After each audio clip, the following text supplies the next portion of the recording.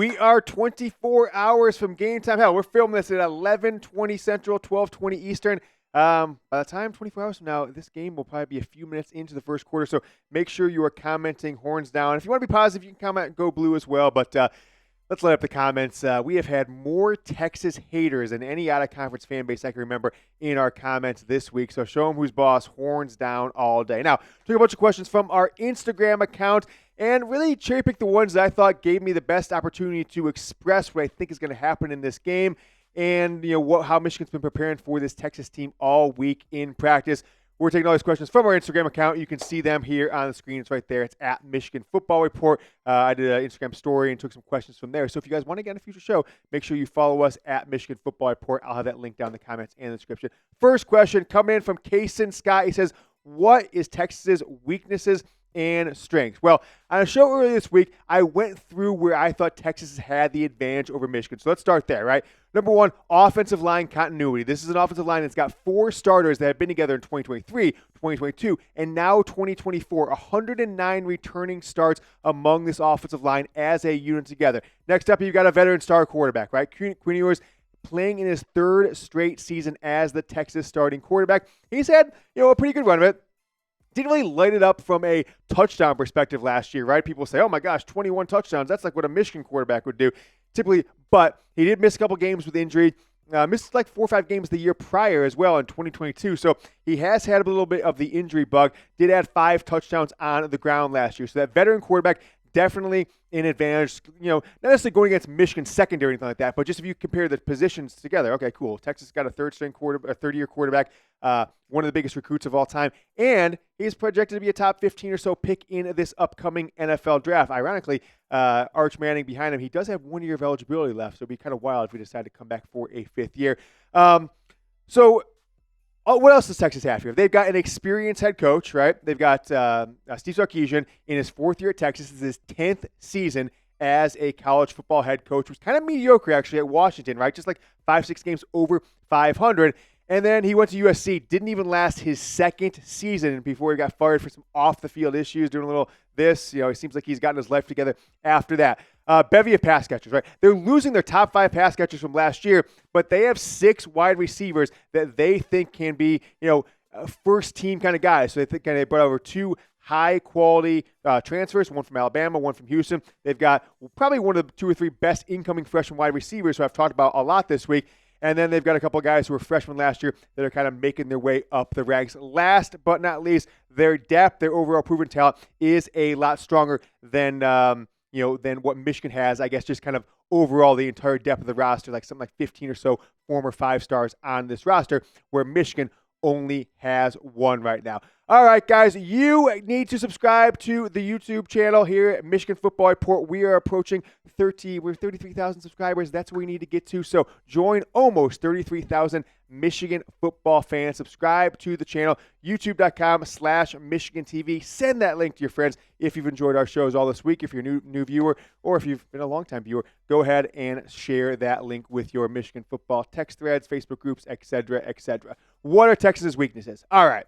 So, number one, their interior defensive line, right? They had a guy taken in the 1st round and the 2nd round of this past year's NFL draft. And the people from Texas I talked to who cover this program or follow this program, they don't know really what they have with the replacements. Number 2, replacing 242 catches, 20 touchdowns, and like 3,400 yards receiving from their top 5 pass catchers last year, 3 drafted receivers, 1 drafted tight end, and a running back taken in the 2nd round. And last but not least, the thing that really, they were brutal last year in the secondary. They brought in a couple guys in the transfer portal. Some of the guys who stunk last year have maybe moved on, but Texas weaknesses right there. One last one to even talk about. I mentioned it on a couple shows this week as well.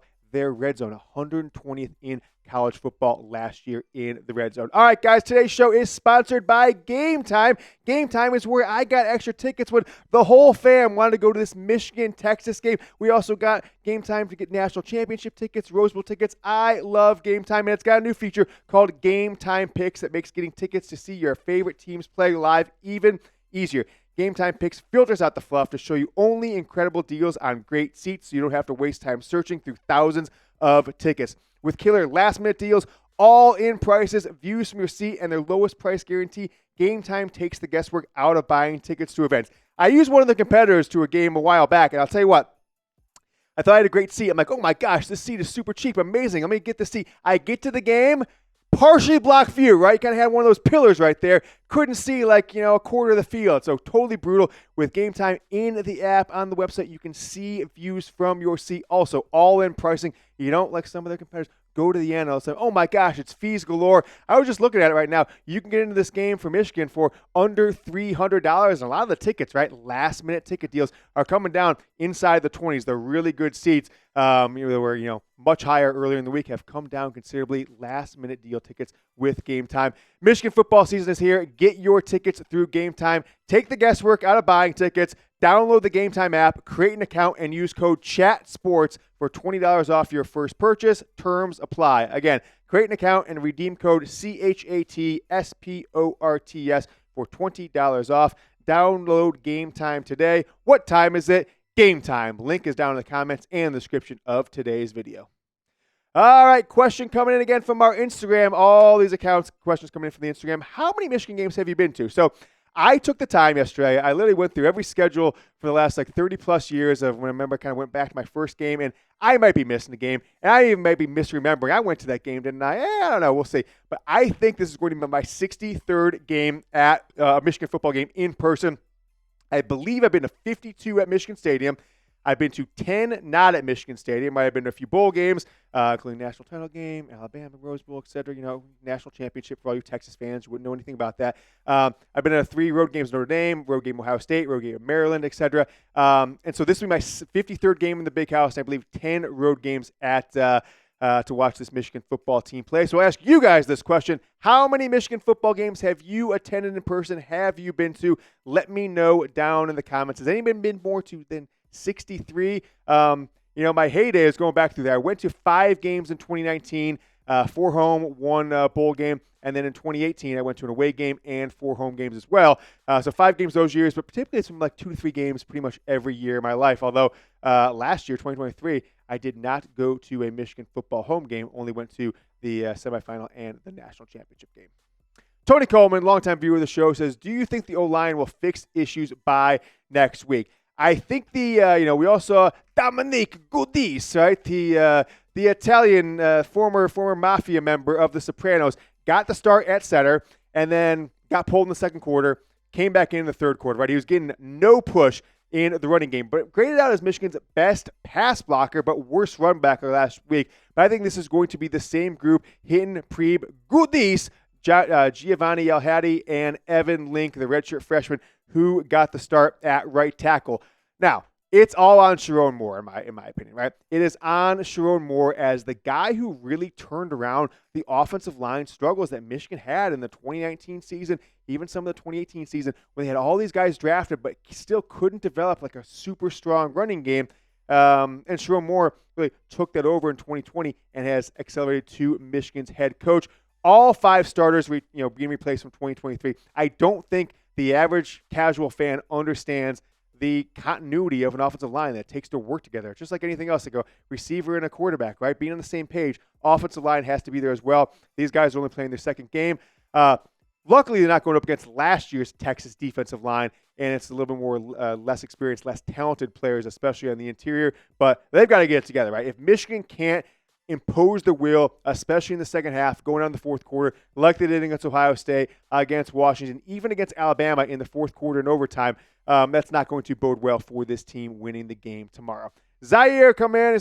He says, how will the Don be utilized versus Texas? Well, we've speculated on this and had sources, inside scoop, on what is Michigan working on to get Donovan Edwards more involved in the game. This is a player who had a 175-yard receiving game as a true freshman, threw a 75-yard touchdown pass, right? 45 yards through the air as a true freshman, threw a pass against Ohio State in 2023, threw a pass against Alabama in 2023. Yet Michigan doesn't seem to be creative for long stretches of his career with putting him in a position to succeed. So what we're hearing early in practice on Tuesday into Wednesday, is Kalel Mullings, Donovan Edwards, getting those guys on the field more often. So it's not so obvious what's going to happen. They're not going to tip their plays as much. And maybe they can even, fake handoff to Mullings, turn, boom, we're hitting the Donovan Edwards swinging out there. Or hand off to Mullings up the middle. Edwards is a decoy out there. Potentially even Mullings is a lead blocker, which he's done through parts of his career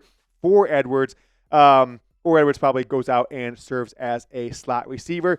I expect that you get 2 running back sets. I believe you'll probably get as many as 10 snaps. If, right, what they've been working on in practice, typically what the prioritize in practice, it doesn't take over the game plan, but you typically do see it at a much higher volume than you would have had it been de-emphasized or not talked about in practice. But the haters are out there in full force on Donovan Edwards after his 27-yard performance. But hey, he scored a touchdown.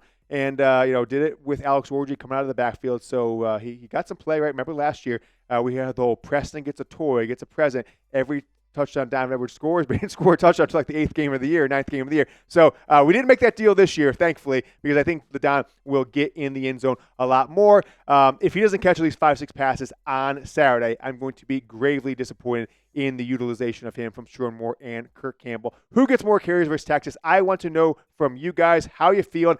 I'm kind of leaning Mullings at this point, right? So I might be typing my K down in the comments. Get down there in the comment section. Is it going to be the Don or Hassan Haskins 2.0? Khalil Mullings, give me a D or a K in the comments. Anton in the Instagram comments, he's saying, do you think Michigan ran a vanilla offense just to win against Fresno State? Then they want to show more versus Texas. Now, I will say this. When I was a younger man, when I was more of a spry, I'm getting out there in the world, I'm learning things, I would always assume, Lloyd Carr, they're holding back the good plays for Notre Dame. They're holding back the good plays for the Michigan State game. They're going to finally open it up against Ohio State. I just think that's BS at this point, right? Maybe 1 or 2 plays, not going to put everything out there. But I think that this team coached this offense that we saw was exactly what was probably expected, right? A walk-on quarterback who hasn't started a game in 5 years. And if you're going to play games, right, we're not going to show you the good stuff. We're not even going to try with 10 new starters. That's what we call coaching malpractice, right? The game was a 6-point game in the fourth quarter. And you might come back and say, hey, Michigan marched right down the field and scored a touchdown, easy passing, pitch and catch to Colson Lovin. So they finally opened it up. If so, coaching malpractice, right? I don't think Fresno was as low of a talent team. It wasn't like, Arkansas State might be next week where Michigan should, just by showing up, win by 4 or 5 scores. This was a really good team. Picked 3rd in their conference, the best quarterback in the Mountain West. So I don't think they were holding anything back to surprise Texas with. I think they're just replacing 10 starters. And, a lot of these guys haven't played football in years and years. Joey _150, what will Michigan have to do to beat Texas? They've got to have a lot of things that they've got to do, right? This just can't be, go out there and try and out-talent or, out-scheme these people. So there's 3 things I think are the key to the game. Number 1, you got to dismantle the interior offensive line. Now, Texas has got one of the best centers in all of college football, only placing 1 guy on this offensive line. So it's going to be tough. So it's going to be up to Kenneth Grant and Mason Graham, who, frankly, I don't think had their best games against Fresno State last week, but it's going to be key. Get that push. Remember the stat I've been saying all week, 2.5 seconds. Michigan has got to get their hands on Quinn Ewers, whether sack or just hurry or push him down the ground 10 times in under 2.5 seconds this week if they are going to get the win. Next up is the inside running game, right? That's where Michigan might have the advantage, even though replacing 5 offensive line stars is Texas has lost their best 2 defenders to the NFL draft, their 2 defensive tackles. And then third, you've got to come with the 2021 Ohio State, 2022 Ohio State, 2023 Washington game plan. You give up things in between the 20s, but when you get inside that red zone, you blanket those wide receivers, and that's when you've got to hit this quarterback. Number 3 is key, right? Bend but don't break. This is a Texas offense that wants to hit home runs against Michigan, and if they get out that 70-yard touchdown down the sideline or 70-yard pass, whatever it is, if they're scoring touchdowns outside 40 yards, 30 yards, Michigan's in trouble for this game. You've got to make them take up 7-8 minutes of clock to get in the red zone and then play the defense that Michigan's been known for, especially the last 3 seasons. And good things will happen. You make Quinn rush. You make him release that ball just a smidge faster, right? Instead of stepping to throw, he's stepping back to throw, whatever it is. And then he starts being tentative. Then he starts throwing to that second guy in his progressions who's not as open when the third guy is open because he starts hearing the footsteps, comes up the middle. That's when he'll get out of his rhythm. You have to step to the side. Boom, Josiah Stewart coming there. Boom, Derek Moore from the other side. And that is the winning strategy that Michigan has used against similar offenses over the past 3 seasons. This defensive line, this secondary, they are the key to winning, right? Jair Hill, welcome to Michigan football. Your second start, you are going to be tested all day because I don't think they're going to go after Will Johnson a ton. Zeke Berry, nice interception in your first start, in your first real playing time for Michigan. Need another one against Texas. There's no Rod Moore. Makari Page's nice game. It's time to play big boy ball, right? This is not just the first game Michigan's going to have that's going to be challenging soon, right? In 2 weeks, they've got a USC team that's going to pass the ball all over the place as well. So I think we're going to learn about what this defense is made of, even though they're replacing only 3 starters. They're returning only 3 starters. A ton of guys, right? 9 of the 11 starters have significant playing time in the past. Guys, if you made it to the end of the video, that means you're a real Michigan fan. The Texas fans, just like their fandom, right? They half-ass it. You haven't half-assed it, so give me a go blue down in the comments. I'm going to hopefully, if we get cell signal, which is probably not going to happen, make a instant reaction video from the car on my phone leaving the stadium tomorrow so you get some raw, unfiltered Yoder celebrating in the car after this Michigan win. Till I see you guys then, go blue.